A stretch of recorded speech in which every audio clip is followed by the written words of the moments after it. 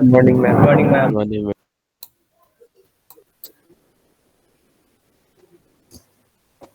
Good morning to everyone. And let me present the screen for today's class. Just wait a minute.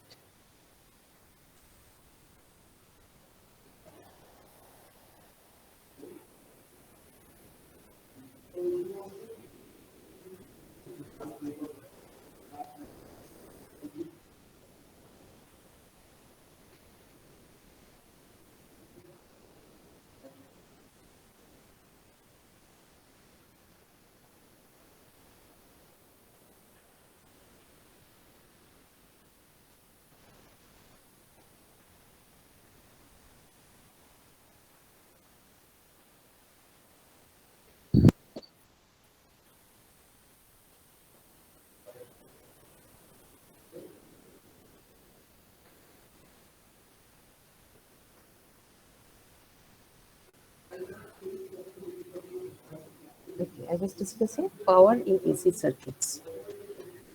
Right? So there are maybe three types of power.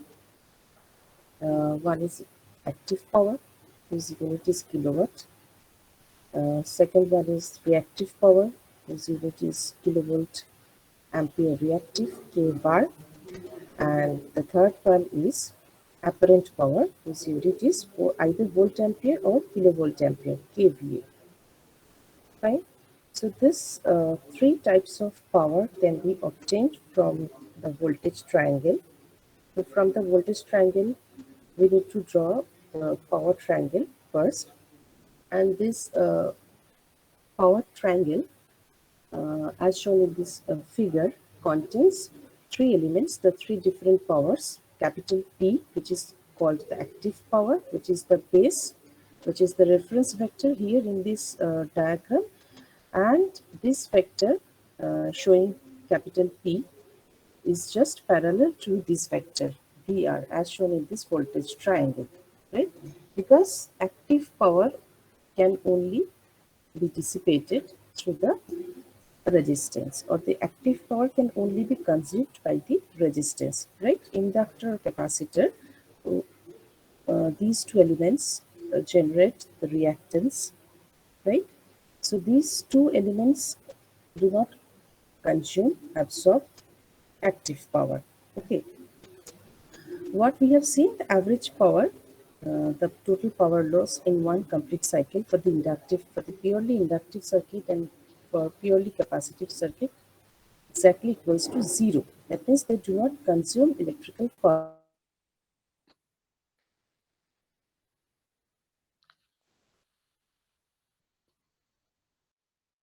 Within one half cycle cancelled out or compensated by the negative half cycle of the AC input signal. Right? Suppose you are sending the AC alternating sinusoidal voltage to the input side of the purely inductive or purely capacitive circuit. Now, what will happen for the first half time period, for the positive half cycle of the AC input, the current will be rising through them. So they will be storing some energy within it, right? So charging current will be flowing through that. So power will be positive. But for the negative half cycle of the AC input voltage, what will happen? The supply voltage polarity will be reversed. So what will happen? The current will be just flowing in the opposite direction through them. So the average power by these two elements will be exactly equals to zero, right? So they do not absorb any power within it. So energy can be only, the power can be only a transfer from positive to, positive supply to the inductance or from inductance to the source, right? So this type of energy is called as the reactive power, right? Mainly denoted by the symbol Q, and unit is k bar. So this R mainly denotes the reactive power, this far, kilovolt ampere reactive. Okay, so this power Q will be just in parallel with the active power because it's the quadrature component, and that could be obtained from this triangle. See, VL is perpendicular with this voltage VR. Now, what is VL? VL is nothing but VRMS sine phi, the sine component. What is VRMS? The resultant of this triangle, which is the hypotenuse and the supply voltage for series RL circuit. right? Because for series RL circuit, Vrms is the summation of VR and VL. So as per this voltage triangle, definitely VL will be equals to Vrms sine phi, the sine component, and VR is definitely the cosine component, Vrms of cos phi. Fine. Now with this expression of VR and VL, we'll define P and Q. We'll just multiply IRMS, right? Because product of voltage and current is nothing but the power. Fine. So similar current is flowing through the elements R and L here because it's an RL series circuit. And what is the resultant? It's the apparent power VRMS times IRMS. Just apply the Pythagoras theorem, you will get S equals to the hypotenuse equals to VRMS product IRMS. So this S is just nothing but square root P square by Q square. Active power square plus reactive power square. Okay. So active power is the power which can be utilized by the AC circuit. That's why this other name of this power is useful power or true power or real power, right? And the power which flows back and forth, that means either they can move from source to in load maybe inductive or capacitive circuit, or from load to source. So power flows back and forth, right? Moves in both the direction in the circuit, right? So that type of power is known as reactive power, and that is wattless power. That is called also as wattless power because it's not the useful power. Useful power can only be consumed by resistance of the circuit. Inductance and capacitance do not absorb any power. Fine.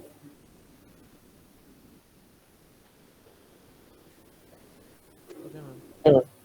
Okay. So now we'll define power factor cos phi with this power triangle. Go back to the power triangle once again. This is the power triangle. So phi is the angle between the active power and the apparent power. So from this triangle, from this power triangle, cos phi can be computed as what? P by S. P by S, right? That Yes, means ma'am. ratio of kilowatt power uh, and volt ampere power is cos phi. That means kVA, kilowatts by kVA is equal to cos phi, right? Or P by S, the active power by apparent power is equals to cos phi from the power triangle. So this is the mathematical relationship between active power and apparent power, and that is valid for RC circuit also, right? So for the purely resistive circuit, what you will get for the purely resistive circuit? Let us check the power factor value for the purely resistive circuit, for purely inductive circuit, and for purely capacitive circuit. Right? For purely resistive circuit, basically the voltage across the resistance and current through the resistance are parallel to each other. They are in phase. We have studied simple resistive circuit, right? So for the purely resistive circuit, voltage and current are in phase. So whenever voltage and current through the resistance are in phase, there will be no phase angle between the voltage and current phasor. So cos of phi is equals to cos of 0. The cos 0 means 1. Whereas in case of purely inductive circuit, always current will be lagging by the voltage by 90 degree.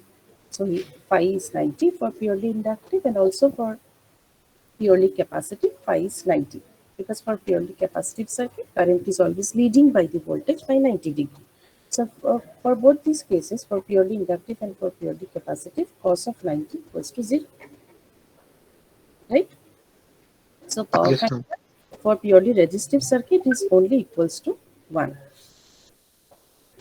And what happens in case of RL circuit or RC circuit? For RL circuit and RC circuit, we need to compute Z, the impedance. Right? For RL circuit, impedance can be expressed as R plus JX.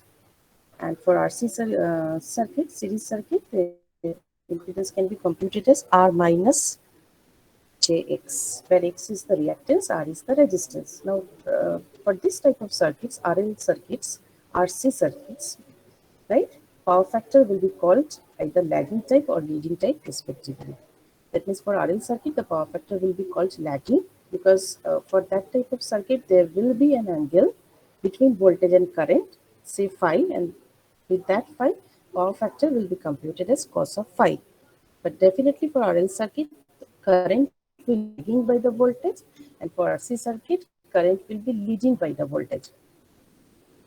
Now look at this phasor diagram carefully. This is also a phasor diagram of RL series circuit with supply voltage Vrms taken as the reference phasor.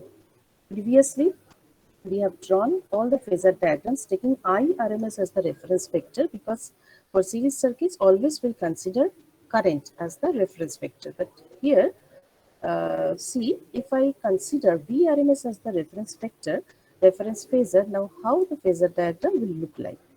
See, Vrms, the blue colored line is taken as the reference vector. And Irms, this is the phasor diagram for RL series circuit, right? So for RL series circuit, what we know? We know that current through the circuit will be always lagging. So here I have drawn this RMS vector. See this dark blue colored vector, which is just making an angle of phi with this voltage, Vrms, the supply voltage. Right? Okay.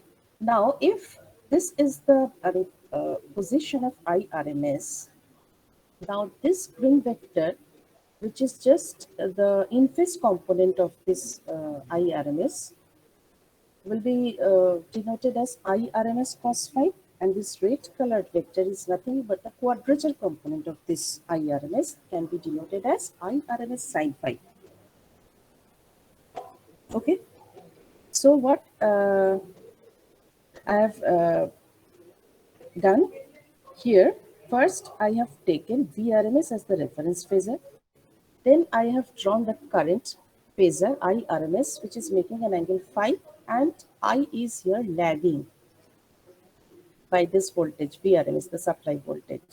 Now I have drawn the two more phasors. One is called the in-phase component of this current, and one is called the quadrature component. Now, what is Irms cos phi? What is Irms cos phi?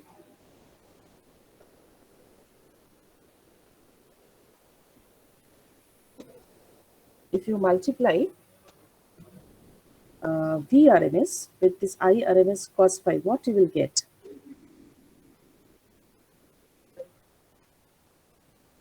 You will get Vrms Irms cos phi. What is Power that? factor. No, no. Vrms Irms cos phi is P, capital P, active power. See, look at the Yes, phasor yes, diagram. ma'am. Now, Vrms and Irms cos phi are in the same direction. They are in phase now. As per the drawing made, now Vrms and phasor Irms cos phi are in same phase. There is no phase angle. They are in phase, right? So if we multiply this component with this component, what you will get? You will get P, Vrms times Irms cos phi. That is nothing but active power, P. Right? So definitely P will be also the in-phase component with this Vrms. Right? Okay. Now similarly, if you multiply Vrms with this component, Irms sin phi, what you will get? Vrms into Irms sin phi. What is that factor? What is that power? That power is called the reactive power, because this power will be derived from the reactive component of the source current, or for the quadrature component of the source current, Irms. Right? So this phasor will represent also the reactive component. Now, if this is the in-phase component is active power and the quadrature component is the reactive power, what will be the resultant? Resultant will be the apparent power. That means if you multiply Vrms with this phasor Irms, what you will get? You will get Vrms times Irms, which is nothing but the apparent power. Okay. So this dark blue colored phasor will represent the apparent power. Okay. Fine. Is it clear to everyone? Yes, ma'am.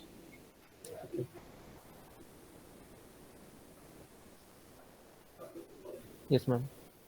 Okay, fine. Now, uh, Let us understand the complex notation applied to AC circuit. Yesterday we have solved one or two problems based on this algebra already.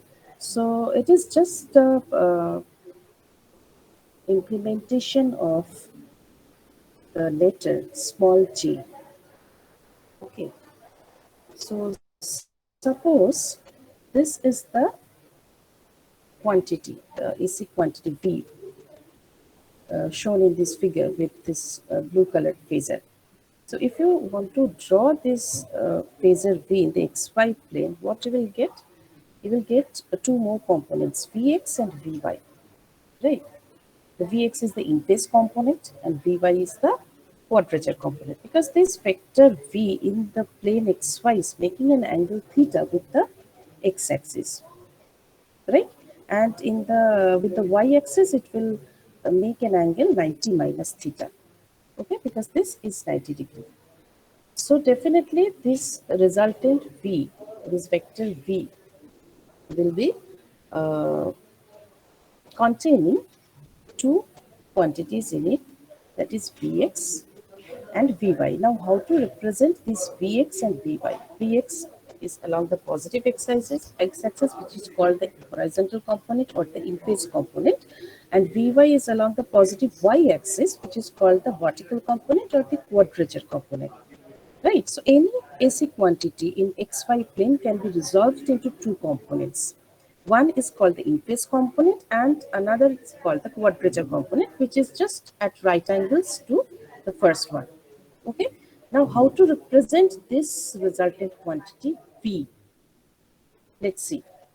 V can be resolved into two quantities in the xy plane, which is also called the Cartesian form or the rectangular form as Vx plus j of Vy. And this can be also expressed as V equals to V cos theta plus j of V sin theta. This is called the trigonometric form. And the third form is V equals to mod V angle theta. This is called the polar form. Mod V. What is mod V? The magnitude of the voltage, which is just equal to square root of Vx square plus Vy square. How this could be obtained? This could be obtained from the parallelogram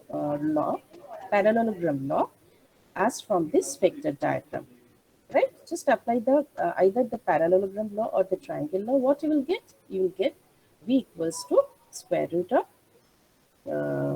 Vx square plus Vy square, or you just apply this. Apply the triangle law to this triangle, because this is Vy, that means this is also Vy, this height. So Vx square plus Vy square under root will give you the magnitude of V. And what about the angle of V? Because this V is making an angle of theta with the horizontal axis. So definitely there is a phase angle, right, other than the magnitude part. So that angle theta can be calculated as tan inverse of Vy by Vx. Fine. So these are the three types of, three ways to determine any AC vector quantity in xy plane. Okay. Now what does it mean? This J, this vector J, Vx plus J of Vy, this quantity J, this is just an operator. So which when multiplied to any phasor, the phasor is rotated by 90 degree anti-clockwise without any change of its magnitude. Right? So that is, you just go along with the anti-clockwise direction. Right? So in this direction, so if you start from this, position from x-axis, which is taken as the reference one, and if you move along the anti-clockwise direction, and if you reach here, you will count 90 degree rotation. Okay? So this 90 degree will be equivalent to plus j. Now if you rotate further, if you move further up to this, right, the angle will be counted as 180 degree, right? Again you move towards the third quadrant in this x plane, you will count 270 degree at this, and after the one complete rotation, one complete revolution, one will again meet at the reference vector at the x-axis and will count 360 degree, right? And J value is mathematically square root minus 1, right? So J square is minus 1, right? If J square is minus 1, you easily can calculate J cube and J to the power 4, right? And if any phasor is to be rotated towards the clockwise direction by 90 degree, how the vector will be represented? Suppose you are moving in the clockwise direction. You are here and you are moving in the clockwise direction. So after 90 degree rotation, you will be here. Fine. So at this position, you will consider this J as minus J. If you start from here, if you are here after 90 degree rotation in the clockwise direction, you will be here in the negative y-axis, and you will count angle as minus 90, and that will be equivalent to minus of J. So always remember, plus J means plus 90 degree and minus J means minus 90 degree. Okay. Minus 90 degree means you are rotating in the clockwise direction. Okay. Is it clear to everyone? Now let us have a look on the summary of this AC circuits. The phasor diagram in the first column, the rectangular form of expression of the supply voltage in the second column, and the polar form expressions in the third column, right? So first you consider RL series circuit. So voltage triangles or Lipidus triangles are already studied. This is the RMS voltage, which is the summation of resistive voltage and the inductive voltage, right? So in the rectangular form, this RMS voltage can be computed as VR plus J of VL, and impedance can be computed as R plus J of XL, right? And similarly, in polar form, we can represent this VRMS like this, the mod V, the magnitude V, and phi like this. Similarly, modular of Z, the mod value of impedance, can be computed like this, and phi can be computed like this. Now, please tell me if you have any doubts or any queries regarding this circuit, RL series circuit. No, ma'am. Okay. Have you all understood the difference between the rectangular form and polar form while we are expressing the AC quantity in terms of J? Okay. Yes, ma'am. Let's see the RC series circuit. What happens in case of RC series circuit? See, in case of RC series circuit, always current is leading. Current is leading the voltage, right? Current is leading the voltage. So in this case, VRMS will be represented as VR minus of JVC. Minus of J, because minus J is equivalent to minus 90 degree if you are rotating in the clockwise direction. So if you consider VR as the reference vector, and if you move towards the clockwise direction after this 90 degree rotation, what you will see? You will see that the vector is just lagging, right? Vector is just lagging. Okay, because in this case, see, alternately we can prove this thing also. In this case, always current, that means for RC series, current small I is always leading the voltage. Leading the voltage. Which voltage? Capacitive voltage, VC. So here definitely the current I, the source current or the series current, will be in phase with this VR. True? Right? So look at this phasor diagram now. Your current is leading. Current is leading by this voltage VRMS and also by this voltage VC. And for the pure capacity, if you consider only this portion, the capacitor only, see, this current will be leading the voltage VC by 90. And if you consider this voltage, the sum of these two, VR and VC, the resultant is this VRMS. So this current will be also leading by this VRMS by an amount phi. Right? That means your VC is just 90 degree out of phase with VR. So how to represent VRMS? VR is the impedance component and JVC is the quadrature component, and this will be negative sign. This is actually VR plus of minus JVC, because minus J is representing that VC is lagging by voltage VR by 90. Is it clear to everyone? Minus J is representing minus 90 degree in the clockwise direction. Yes, ma'am. Clear. Okay. So similarly, we will represent impedance as R minus J of X. And this minus of J is nothing but 1 by J. So we can write this impedance as R plus 1 by J into X. Instead of writing minus of JXC, we can write it as R plus XC by J, because minus J is nothing but plus of 1 by J. Clear? Next, Yes, ma'am. we'll learn a new thing, a new concept that is called conductance. What is it? It is just the reciprocal of resistance, and its unit is definitely the inverse of Ohm, that is mho, or Siemens, capital S, and it is represented, denoted by the symbol capital G, always conductance. It is required, the effect of conductance will be understood in case of RLC parallel circuit. So in case of RLC series circuit, RL series, RC series, any types of series AC circuits, we will do all the calculations with the term impedance, Z, right? But in case of parallel circuit, parallel AC circuits, always will apply the concept of conductance for simplicity only. That means it is convenient to use conductance when a number of resistances are connected in parallel. Since the equivalent of a number of resistances connected in parallel is obtained using this relationship. Always for parallel circuit, we find out the equivalent resistance as 1 by R equals to 1 by R1 plus 1 by R2 if they are in parallel. These R1, R2, R3, Rn, right? So what is this 1 by R? This is nothing but conductance, capital G. This unit is mho. Mho. So we'll consider this expression 1 by R is equal to capital G, and right hand side will be placed by G1, G2, G3, Gn, etc., where G1 is the conductance of the first resistor, which is equals to 1 by R1. The magnitude of G1 is 1 by R1.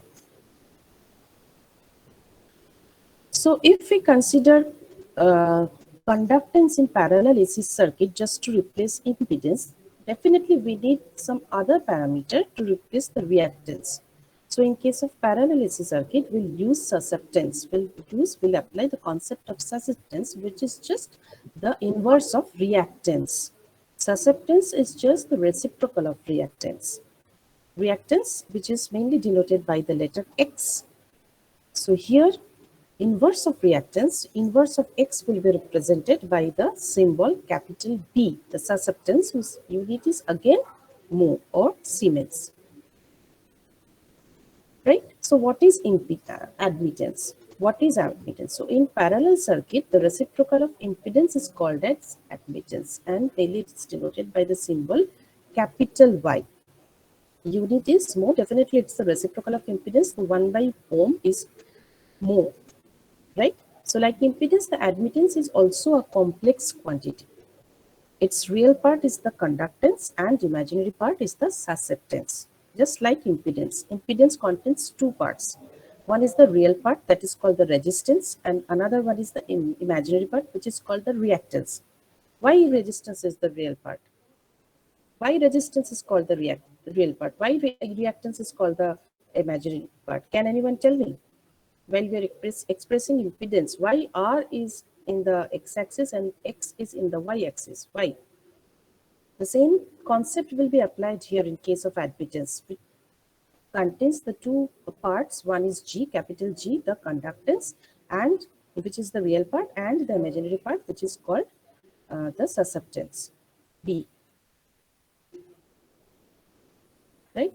Resistance is the real part because the voltage across resistance is in phase with the current flowing through the resistance in case of series circuit, and always the reactance will be perpendicular with this vector resistance. Why? Because always the inductive voltage drop or the capacitive voltage drop will be 90 degree displaced by the voltage drop across the resistance, because VL or VC are the quadrature component with respect to the series current. Right? So since they are just superimposed on the y-axis, they are called the vertical component. So we'll consider reactance in the y-axis, the complex quantity. Whereas in case of parallel circuit, we'll consider susceptance as the imaginary component, right? So admittance of a circuit can be represented by this y equals to G minus JB, and this could be derived from this.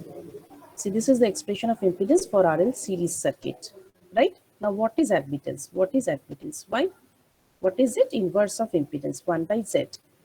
That is equals to 1 by R plus G of XL. So multiply this with R minus JXL, both numerator and denominator, you will get this.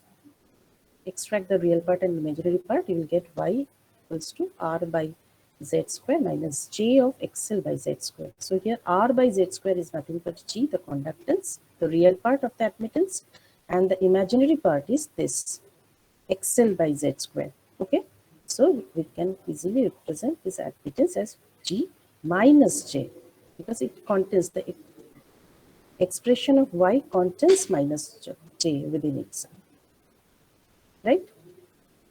So always we'll consider admittance of any RL series circuit as G minus JB. G minus JB. If we want to express the admittance of RL series circuit,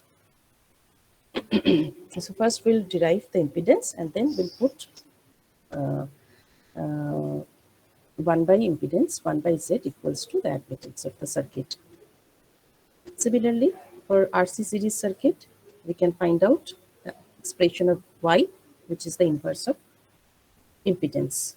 So here in case of Z, we'll put R minus J of X. We'll do the same calculation and finally we'll get for RC series circuit Y equals to G plus JB. So this is just the, opposite what we get in case of impedance for RC series circuit. In case of impedance for RC series circuit, Z is equals to R minus JX. So in case of admittance, it is G plus of J. So here plus J will be considered. Previously in case of impedance, we have considered minus J. Similarly for RL series circuit, it is now G minus J, minus J. But in case of impedance, we have taken plus of J.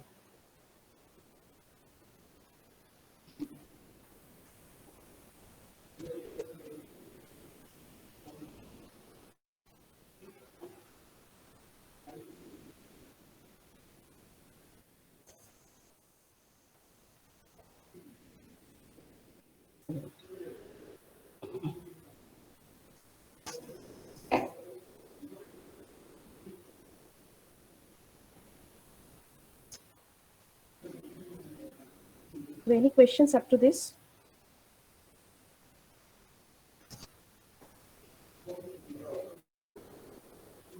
Can you hear me? Any questions up to this? Not yet. All of you have understood the concept ma'am. of No, ma'am. admittance, No, ma'am. impedance? No, ma'am. Okay, fine. Now please draw RLC series circuit. In your notebook, please draw RLC series circuit and try to draw the phasor diagram of RLC series circuit. Because you know how to draw the phasor diagram of RL series and RC series. So please draw the phasor diagram of RLC series circuit in your notebook and tell me what is the position of the resultant vector.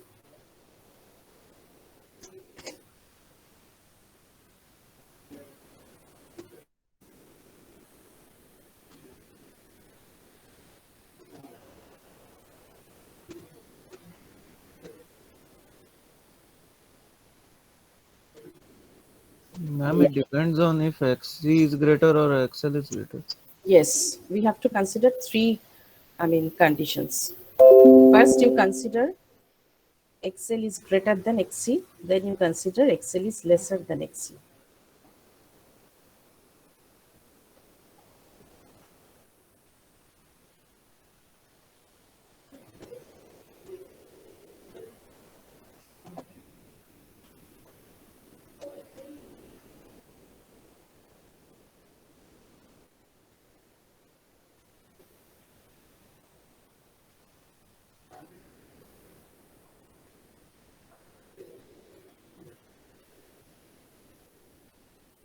XL greater than XC means inductive reactance is greater than the capacitive reactance, or the inductive voltage drop is higher than the capacitive voltage drop. Considering that, the resultant phasor for the reactance will be making an angle of 90 degree with the supply current in the anti-clockwise direction. It's XL, the inductive reactance will be leading by the supply current by 90, and XC, capacitive reactance, will be lagging by the supply current. This is the case of RLC series circuit. Yes, ma'am, done. This is the case. And this is the phasor diagram of RLC series circuit, considering XL is higher than XC or VL is higher than VC. So again, we'll start drawing the phasor diagram taking I as the reference. I means here the source current, IRMS. So VR, the voltage drop across the resistance, will be in phase with the supply current. This is VL, the inductive voltage, making an angle of 90 degree with the supply current. And this is VC, which is also making an angle of 90 degree with the supply current. But here VC is lagging and VL is leading, right? Because theoretically, for inductive load, always the current will be lagging by the voltage. So we are rotating in the clockwise direction. So considering that, you will see that here the current vector, current phasor is lagging by the voltage VL by 90. And here current is leading by the voltage VC, the capacitive voltage. Current is leading by VC, current is lagging by VL. Okay. And this V is the VRMS, the source voltage, which is the summation of VR and the resultant VL minus VC, which is also in parallel with VL. Why? Because XL is higher than XC or VL is greater than VC. So since VL is greater than VC, that means magnitude of VL is higher than VC. So we will consider this resultant, the difference VL minus VC in the upward direction. Now with this VL minus VC vector and VR vector, we'll complete the triangle, we'll complete the parallelogram, and we'll get the resultant as V, which is the supply voltage, or VRMS, this blue colored line, which is making an angle phi, with the source current, right? So that means this circuit is more inductive because XL is greater than XC. So for this type of inductive circuit, for this type of inductive load, always the current is lagging by the source voltage by an amount of phi. Look at the phasor carefully. If you rotate in the clockwise direction, what you will see? What you will see? You will see that current is lagging by the voltage by an amount phi. That means your supply voltage leads the supply current when VL is greater than VC for RLC series circuit. Now this is the phasor diagram where supply voltage V lags the supply current I when XC is greater than XL, when the circuit is more capacitive, when the capacitive voltage is higher than VL. Right? That means magnitude of this purple color vector is high compared to this green color vector VL. So now here the resultant, the difference VC minus VL will be considered as the reactive drop, and that will be in phase with VC. So with this vector, VC minus VL and VR will complete the triangle, will get the resultant, which is V, the supply voltage. And now this supply voltage vector, this blue colored vector, is again making an angle of phi with the source current. And what we can conclude that here now the supply voltage is lagging by this source current. This V RMS is lagging by this current I RMS by an amount phi. Okay, for RLC series circuit, and the circuit is more capacitive. Now this is the phasor diagram when XL is just equals to XC. That means the capacitive inductance is just made equal to capacitive inductive reactance, or the capacitive voltage drop VC is just equals to the inductive voltage drop VL. Somehow, if these two voltages are equal to each other for RLC series circuit, what will happen? Right? What will happen? Supply voltage will be just in phase with the component supply current, or it is just in phase with the resistive drop, because at this situation the supply voltage V is nothing but equal to VR, right? Because the supply voltage is the summation of the voltage drop across the resistance and the reactive drop, depending upon the type of reactance present in the circuit. So if reactive drop is nullified, as per this phasor diagram, we can say that the voltage drop VL will be nullified, will be compensated by this capacitive drop. So there is no reactive drop. So only we have the resistive drop. So V, supply voltage is equals to the resistive drop. So supply voltage vector, this blue colored vector, will be just in phase with the red color vector, which is VR, or supply voltage is now just in phase with the current, source current. So there is no angular difference between the source voltage and source current. So angle is 0, phase angle is 0 degree. So at this situation, what is the value of power factor? It is just equals to cosine 0 degree. So for RLC series circuit, if XL is equals to XC, if power factor is exactly equals to 1, we consider this phenomena, this situation, as resonance.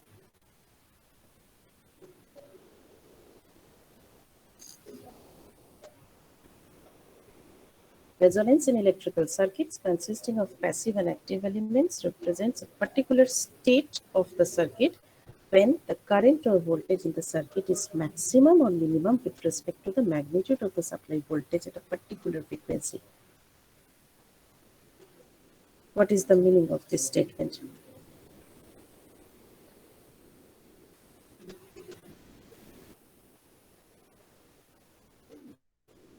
Look at this graph. It's an impedance versus frequency graph, right? This F0 is called the resonant frequency. How to determine this resonant frequency? This could be obtained from this expression, considering XL minus XC, which is the condition of series resonance, right? Because the series resonance condition is achieved when the supply voltage has an angular frequency of omega naught.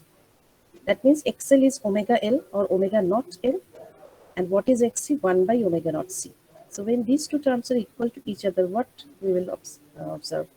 Omega 0, omega naught square equals to 1 by LC, or omega naught is 1 by root LC, rad per second. This is just, this omega naught is just the angular frequency of the supply voltage at resonance condition, which is also known as the resonating frequency or resonant frequency of a series resonating circuit. So frequency in hertz, F0 can be calculated as omega by 2 pi or 1 by 2 pi root LC hertz. So this F0 is the resonating frequency. So if we draw the impedance versus frequency curve, what we'll get? We'll get this type of curve. So at resonating frequency, your impedance Z0 is just equal to R, right? What is Z? What is the expression of Z? Expression of Z is just equals to R plus J XL minus XC. So when XL is equals to XC, Z is just equals to R, right? That means at resonant frequency, Z0 is equals to R.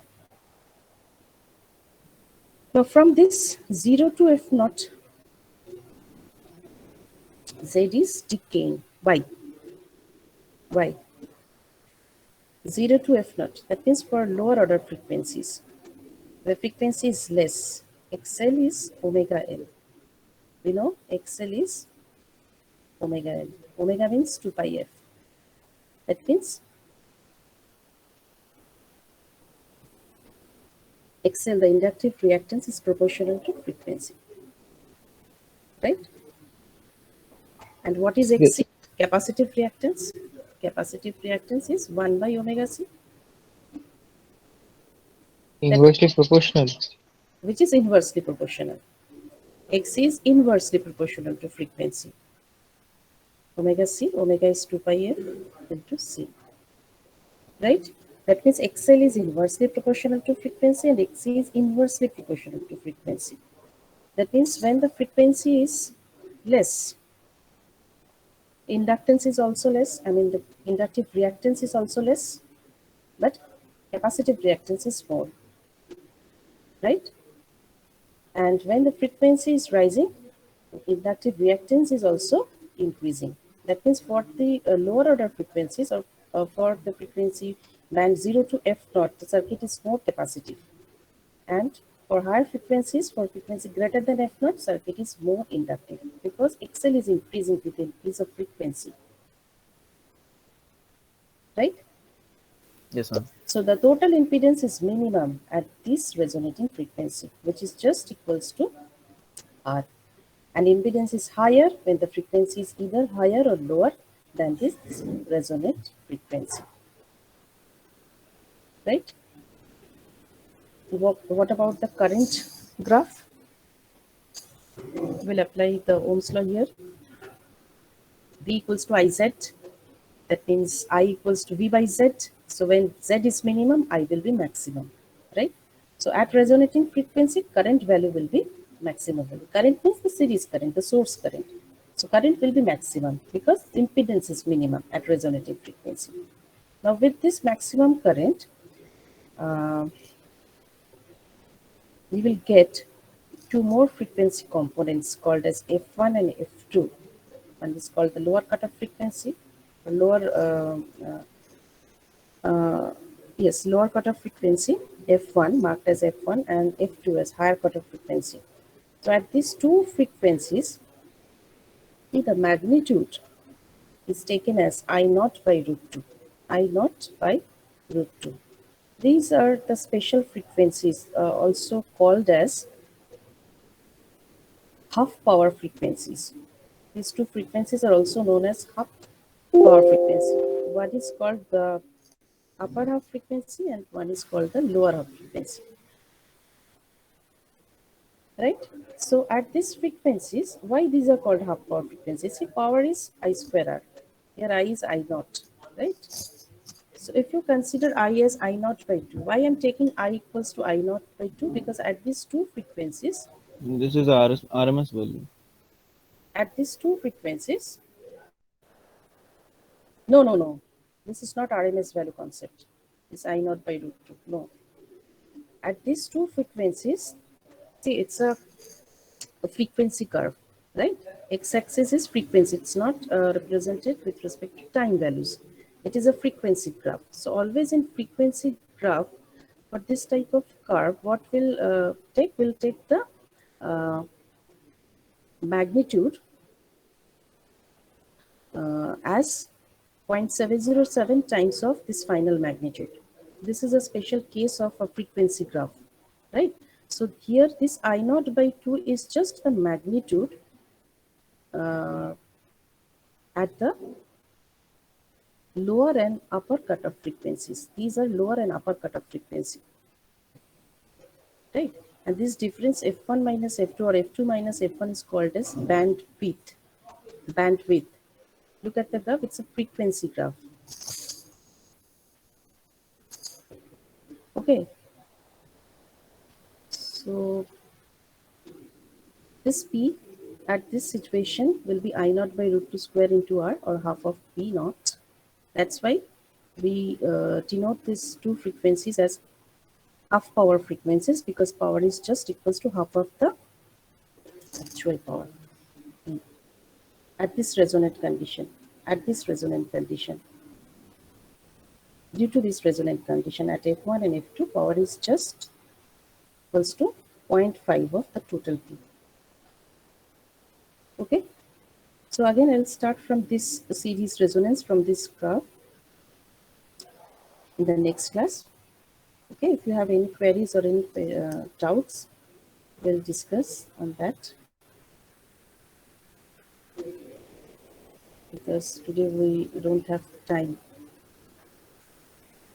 Okay. Anyone is having any questions, any doubts? Please let me know. No. Ma'am, I have a question, but from previous chapter. GC. Yes, ma'am. A Yes. simple doubt has came Okay. suddenly. Please tell me. Ma'am, when we calculate the RN or R Norton's equivalent resistance or Thevenin's resistance equivalent resistance, then if the resistance is short circuited, then we will calculate it or not. Which resistance? Ma'am, the short circuited resistance. Short circuit resistance means? Uh, Ma'am, Suppose you if are the trying to find out Thevenin's resistance, right? yes, ma'am, So while you are trying to find out Thevenin's resistance, first you need to remove the that has removed. load resistance. Okay, next what you will do, you will replace all the sources by their internal resistances. So voltage source will be replaced by a short circuit and current source will be replaced by an open circuit. Yes, Okay, oh, okay, ma'am. rule 1, I mean serial number 1, Yes, ma'am. 2, 3, Ma'am, 4, Present, ma'am. 5,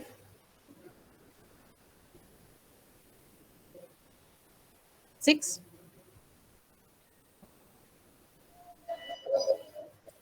7.